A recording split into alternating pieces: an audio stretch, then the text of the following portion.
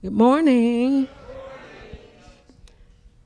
I'll be singing a song by Daniel Namad, and it's called The Last Song.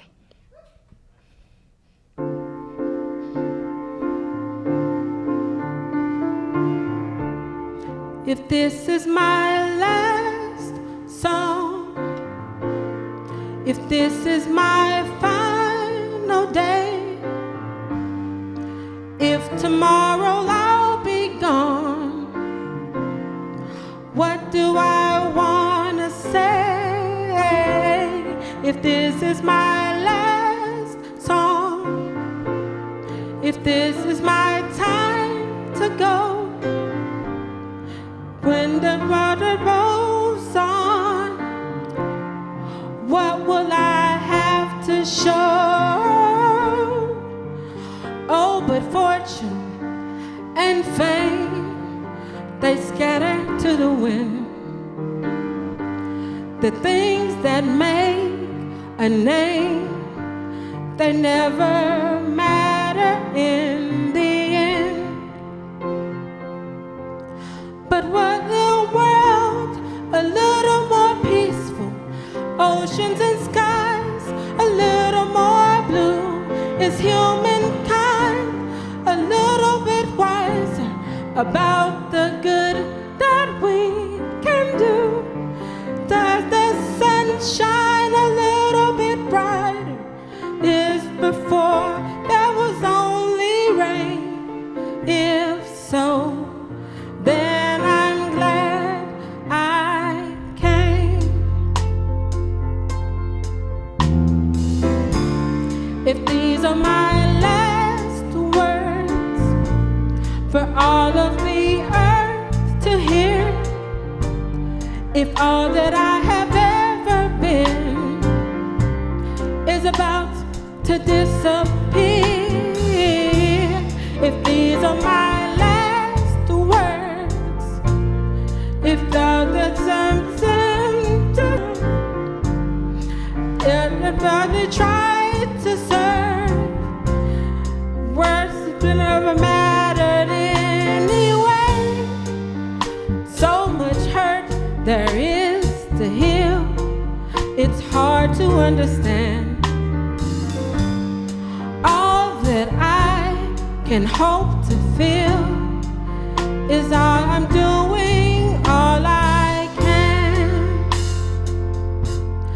Is the world a little more peaceful, oceans and skies a little more blue, is humankind just a little bit wiser about the good that they can do? Does the sun shine a little bit brighter where before there was only rain? If so, then I'm glad I came. Have I given hope to the hopeless? Have I eased a little pain? Has a child stood a little bit taller because of something that I said? Have I left a little kindness? Have I eased a little pain? If so, then I'm glad I came. For that, I'm so glad I came. If this is my last song, what do I leave behind? What do I pass on if I am out of time?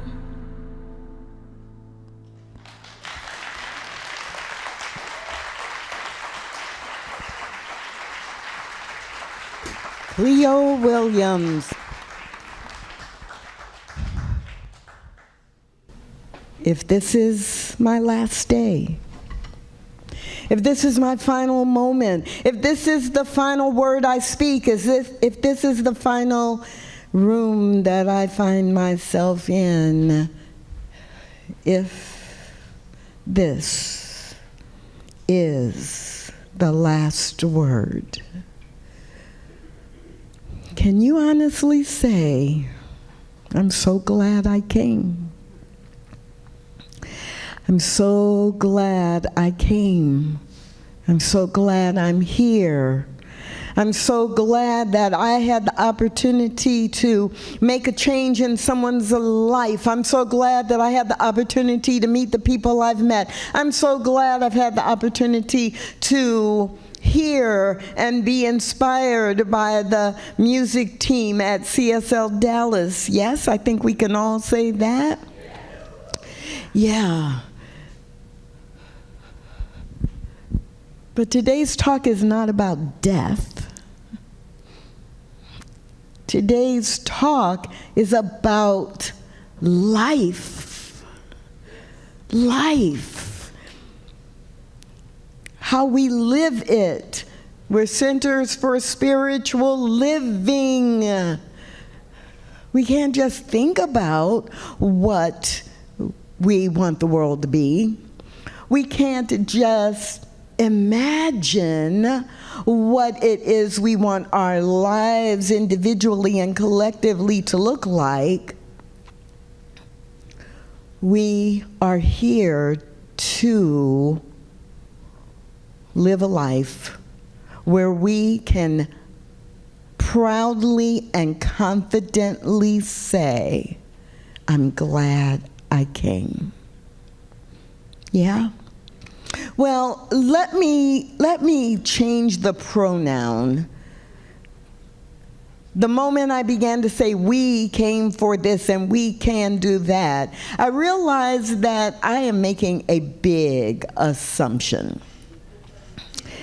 And that maybe this is the time for me to simply focus on and be totally honest and vulnerable about what I came to do, what I have noticed and I have accepted as why I am here. And maybe, just maybe, it will resonate with one or two of you in the room and 4 or 5 of you who are online or watching the recording. So, about 15 years ago, I found myself sitting in this room right about where Sharon is sitting. And I was here for an event, and it was the annual graduation event. And at that time, at CSLDallas, there was an annual graduation event, and everyone who had taken an official Science of Mind class in the course of the previous 12 months would come to the center and receive their certificate for that class. And I had not been to a graduation event at CSLDallas before, and I don't even really remember how I ended up coming or why, like who invited me or why I chose to actually, oh, yes, I do remember now that I'm saying that out loud. I chose to come to that event because someone who was a good friend was receiving their certificate, and they had made a comment the week before about how excited they were that they were going to get a certificate for completing foundations. And they said, you know, would you come? And there was a group of us, and they were asking all of us to come and kind of be happy for them. And so I did come. That's why I came. So I'm sitting about where Sharon is sitting, and Dr. Petra has done this great little talk about education and studying the science of mind and why it's so important in our lives. And then she said, if you have taken a foundations course in the last year, please stand up. I'm asking you now, if there's anyone in here who has taken foundations or one of the new courses in the last couple of years, like, please stand up. And if you're at home, stand up too. So, right. So you can sit down, you don't have to stay standing. And, all these people stood up. Like, I don't know, it seemed like it was about 50 or 60 people who stood up. And then she said, well, line up over here and come on down. And they lined up.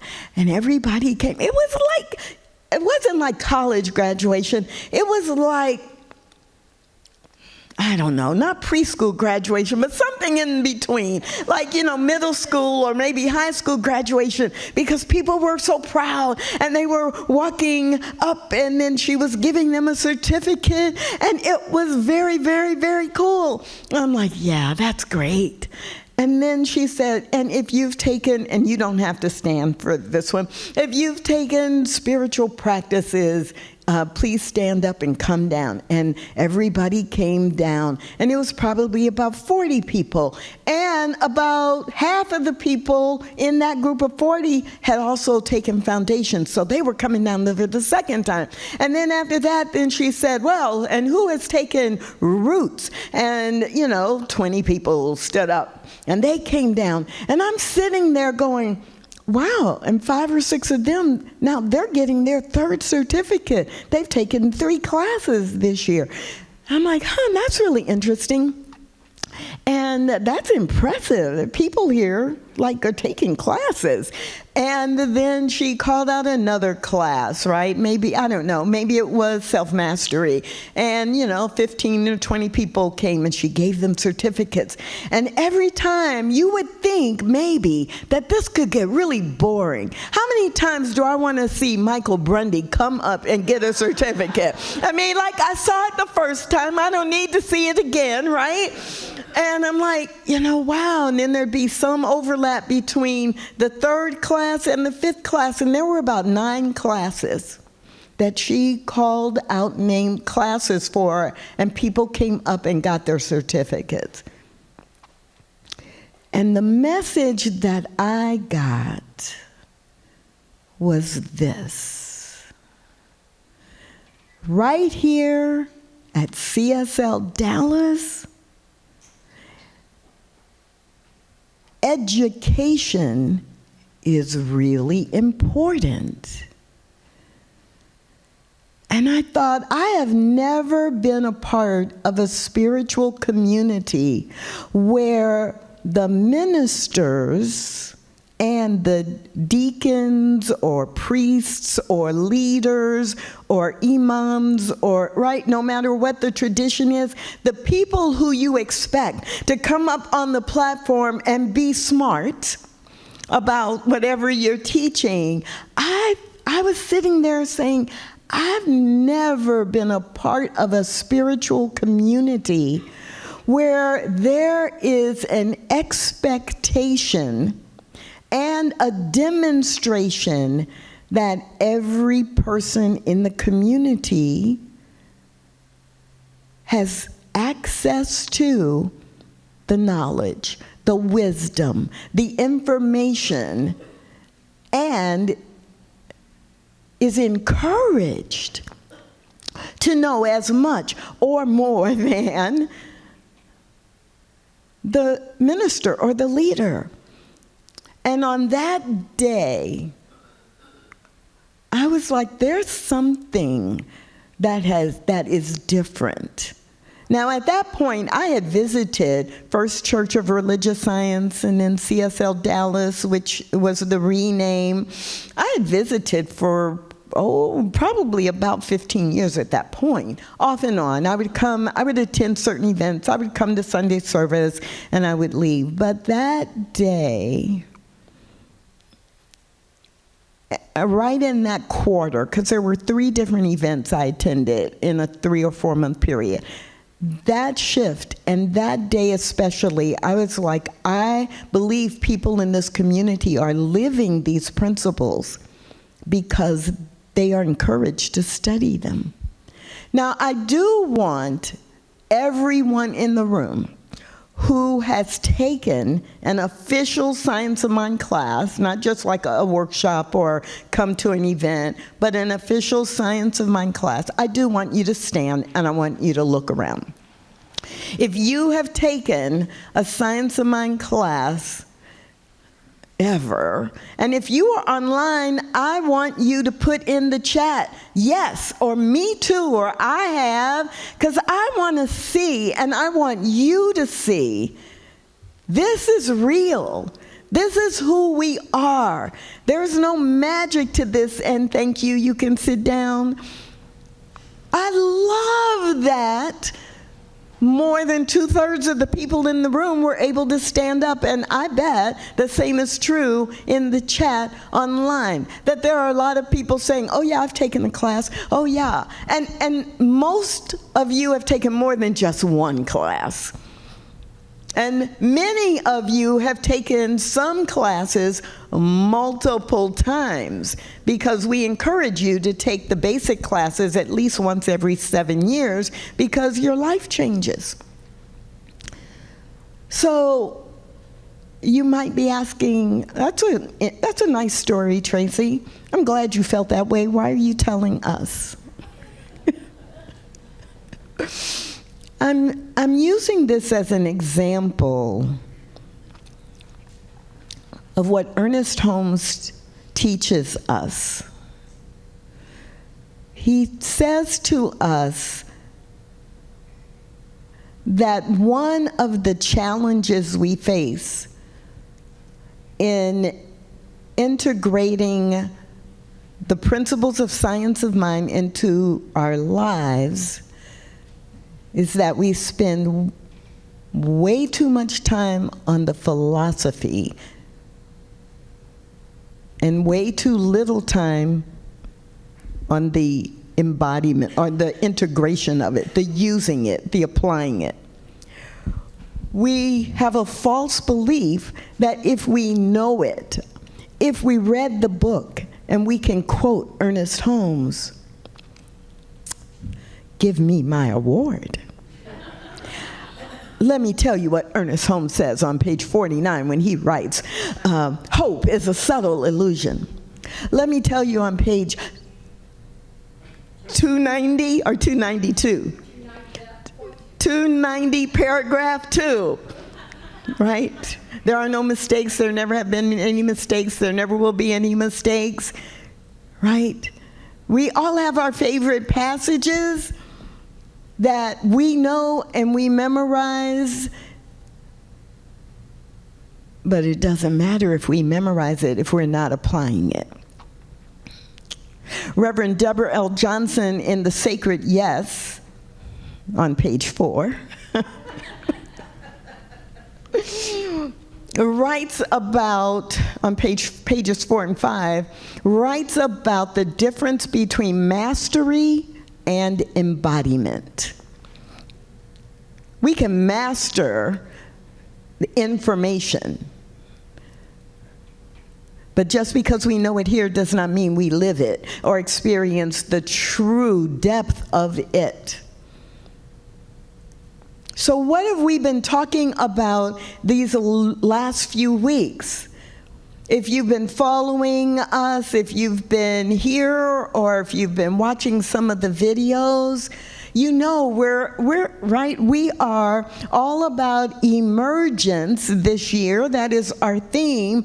And we've been doing a lot of talking in recent weeks about planting. What do we plant? Are you conscious about what you're planting? Are you intentional about what you're planting? And then once you plant it, are you cultivating it, fertilizing it? Are you using your affirmations? Are you designing your life to make sure that you do the things that will help that seed grow? And then don't forget that as a seed is growing, before it's really fulfilled or blossoming or showing up in its beauty, you got to weed that garden.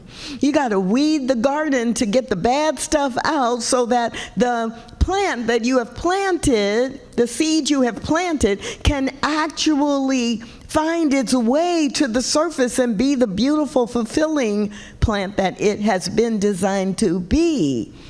We've been talking about that, and it's such a great metaphor to even for someone like me who until recently has not been able to keep a plant alive in her home for decades. And I'm kind of proud of being able to say up until now, yeah, don't give me a plant, because you're just like, it's like, you don't like this plant, or come to my house in 2 months and we'll have the funeral. Like, here's the memorial service date, right? I can't say that right now, because actually, when I spoke at Unity of Wimberley last fall, they didn't know this about my history. See, they didn't know the story. And they gave me this very beautiful plant. Now, it is a form of a cactus. That helps. That helps. But in the base, it also had aloe vera plants. And neither of them need much attention. But I even told them, thank you for this plant. Oh, I'm so happy. And then I told them the story about, no, this plant will not be alive when I see you in the spring. But it is, and it's thriving, and it's in spite of my story, so I can't use that anymore.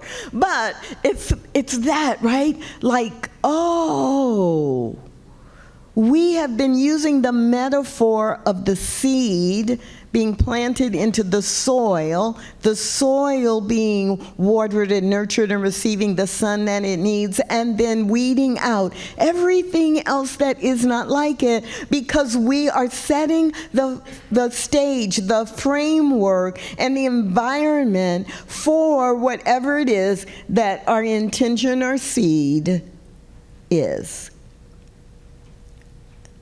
And we've been asking you to, how are you doing that in your life?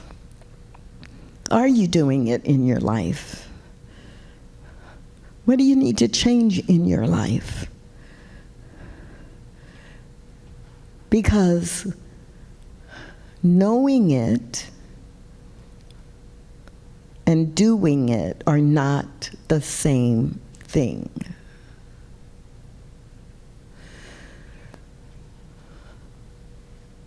Today, I want to ask you to look beyond your own individual personal life. And I want to invite you to look at the emergence of this spiritual community. So the other reason I shared this story about the day I was sitting in this room, right about where Sharon is sitting, is because this community is not the same community that it was in 2008 or 2009 or 2012 or even 2019 before the pandemic. And it's because we change and grow. And we are always seeking to emerge the next expression of CSLDallas. Are you ready for a pop quiz? Yes, sure. I love y'all.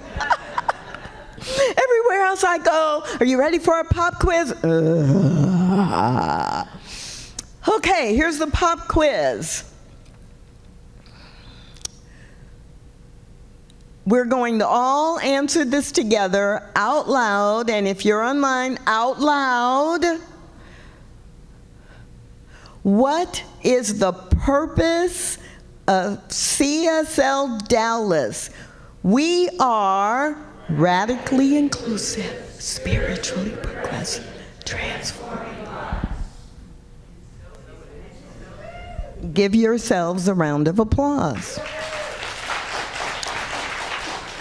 We are radically inclusive, spiritually progressive, and transforming lives, and those are not just words. Clearly, they're not just something that Peter and Karen came up with. If you were here when we changed to this purpose statement a few years ago, you know that it was an 18-month process that the core council and leadership went through, getting input from people, having members of the community give feedback, doing wordsmithing, changing it, testing it, refining it until it became, we are radically inclusive, spiritually progressive, and all about transforming lives. But the fact that you know it, you don't know it just because we say it in 20 seconds every Sunday morning. That's not why you know it. Because if that was it, without the slide behind me with the words on it, you would not have been able to say it. I don't have the words behind me. You said it because you know it. And it reflects the seed that you have planted as a member of this community, whether in person or virtual. And it reflects what you are doing that represents being radically inclusive, spiritually progressive, or transforming lives. It represents what you have experienced and received that represents being radically inclusive, spiritually progressive, and transforming lives. You didn't know I was going to have a pop quiz, but you knew the answer to the quiz because you live it. That is what we do here at CSL Dallas. We believe what Ernest Holmes said, that you cannot know these principles unless you are really living them, and that they are demonstrating in the way you show up in the world. And so, part two, you passed part one of the pop quiz with flying colors, like A+++++. And I actually have no doubt that you're going to pass part two as well. So for part two of the pop quiz, I need 3 people to come up here, stand beside me on this side, and share one example of how you have experienced being or receiving radically inclusive. Okay, radically inclusive, spiritually progressive, transforming lives. I need 3 people, don't be shy now. How have you modeled or recognize that CSL Dallas is radically inclusive? 3 people, get up, come on down here. Radically inclusive. How have you experienced it? How have you received it? How have you modeled it? Radically inclusive, that's only 2. 1, 2, and Sharon's coming down. Thank you. So, come right up here and say your name and how you have experienced, received, or modeled being radically inclusive.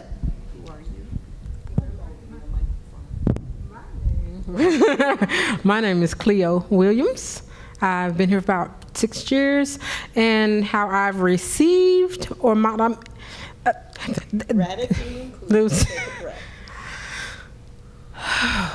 Well, this environment is radically inclusive. You know, there are people from all religious backgrounds and all walks of life. Myself, I'm kind of a weirdo, you know, and so the environment is so accepting, and it welcomes anyone and allows them to in practice spirituality the way that they see fit. And that's so beautiful in itself. And if you are online, put in the chat how you have experienced, whether it's been in person or virtually, this commitment to be radically inclusive. Good morning. My name is Michael Grundy, and I've been here forever. So, radically inclusive. I have two friends here who, Christine and Sherry. And Christine and Sherry are married, I think. But anyway, they have a different sexual thing than I have. But they introduced me to this great kid, a black kid who stands about 6'6". His name is Cameron. And because they introduced me to him, I've been able to work with Cameron and be a mentor for him. And there's people like Jimmy and other people in the community like Carl who've all helped donate to me on GoFundMes and all kinds of stuff to help somebody else and helping other kids. So somebody that they don't know is doing fantastic because of this community that was radically inclusive, and they were spiritually progressive, and they transformed not only his life but my life. Thank you. Your name?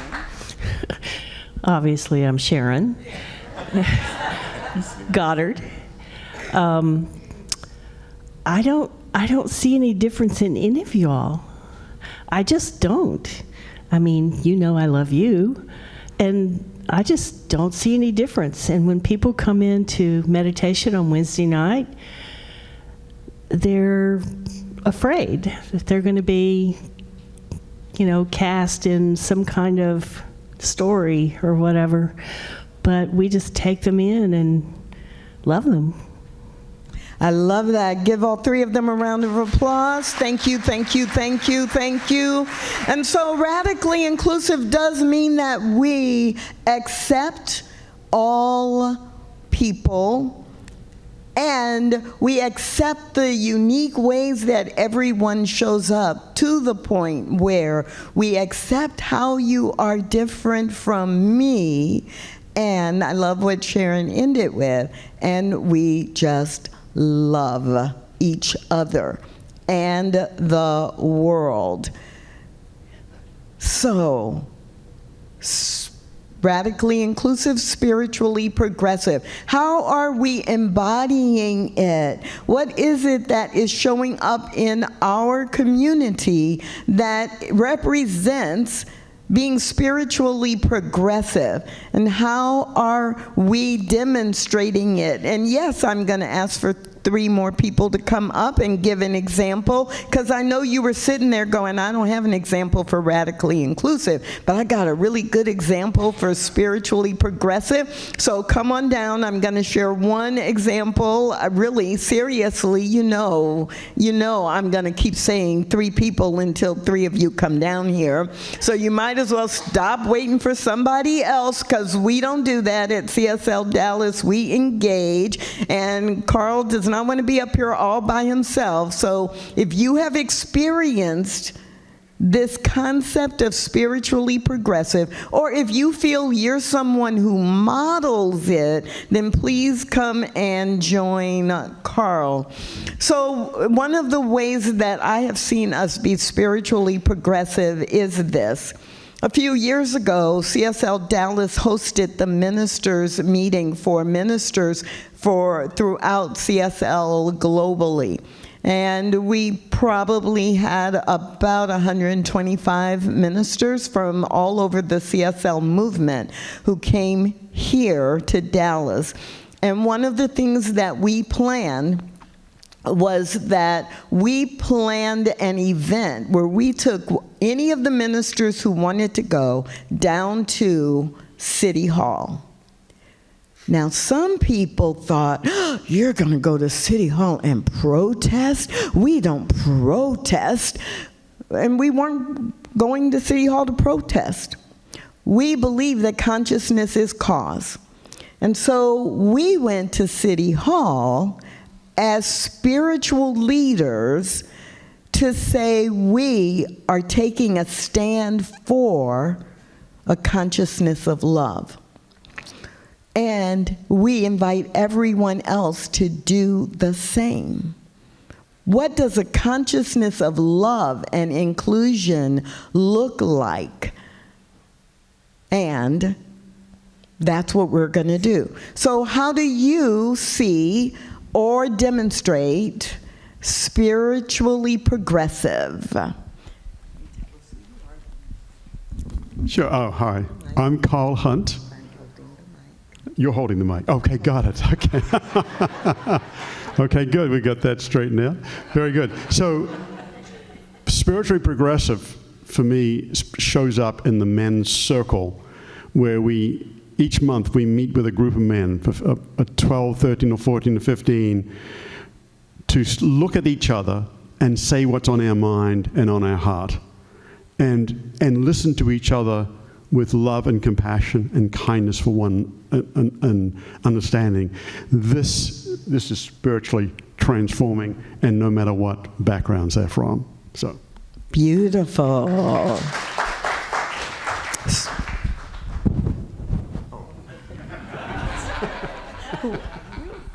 Hey guys, I'm Jared. Couple things. A gentleman went to my door on Friday, spiritually progressive. I've come a long ways. Knocked on the door and said, first thing out of his mouth, "You know Jesus Christ?" The old me would have been like, dude, no soliciting. But I said to him, I've heard about him. I appreciate a lot, and you know, I took more information. I'd like to hear more about your story, because I can use any of that information from any holy book or anything to make my life better. And so that's it. And then finally, I just got to shout out some beauty in the world today. My son's soccer team. On that soccer team, 12 years old, there is a collection of Christians, Jews, Hindus, Muslims, agnostics. They all get together and they love one another, and it's a beautiful thing. Beautiful. Thank you.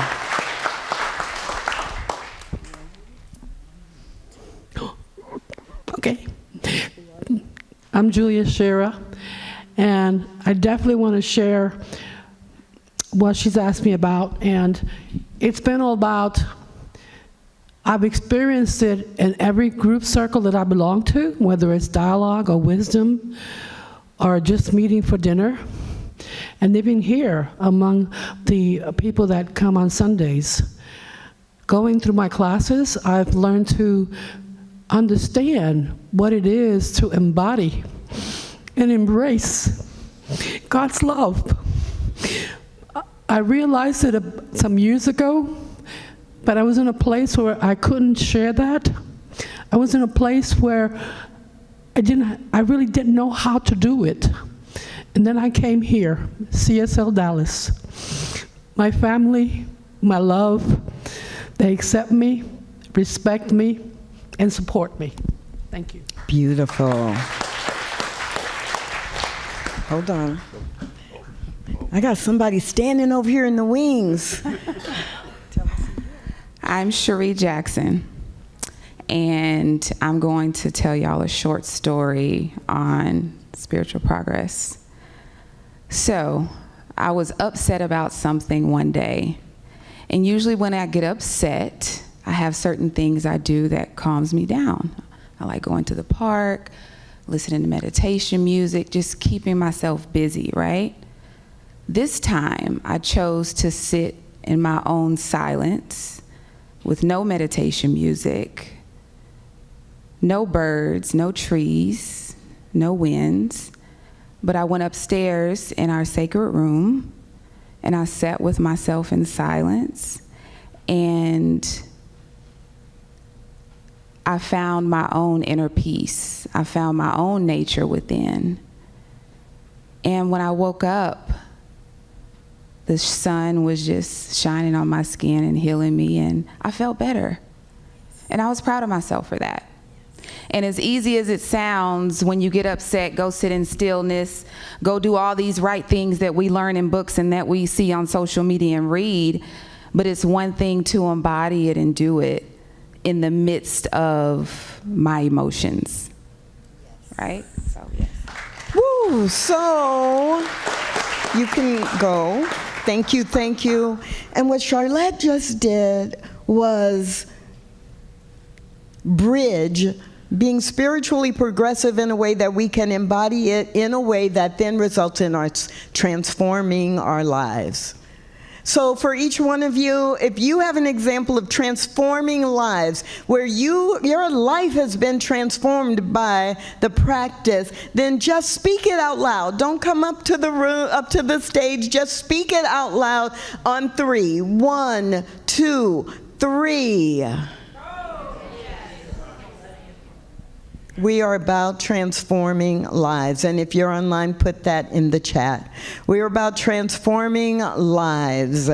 And whether that is supporting the children and the scholars at Gooch Elementary, whether it is about the dialogue circle, the work that Jeff Fritz and Tom Bouldry have done to really give a connection for our teaching into practice that transforms the lives of the people in our community who have learned to use dialogue. It is all about moving from idea intention, planting that seed, nurturing and cultivating the soil, weeding out any and everything that no longer applies or is healthy or helpful, and then watching it become. We are in the emergence now. And at CSL Dallas, we could not be doing that if you were not committed, if you were not modeling, if you were not demonstrating and manifesting it. So today's talk is really about you. For me, it was sitting in the room and seeing the commitment to education and how that was showing up as inclusion. For you, it's whatever you need. But never forget that what you do as a part of this community, every volunteer role, every class you take, every time you show up on a Sunday, every video you watch, every online class that you take on your own time, every time you sit down and read, every affirmation you speak, every time you attend Wednesday meditation, everything you do with this community is making a transformation in your life, but I think more importantly, it is creating a new way of living for everyone who comes next week, 6 months from now, 3 generations from now. You are powerful, and I am grateful that together, say it with me, we are radically inclusive, transforming lives. And so it is.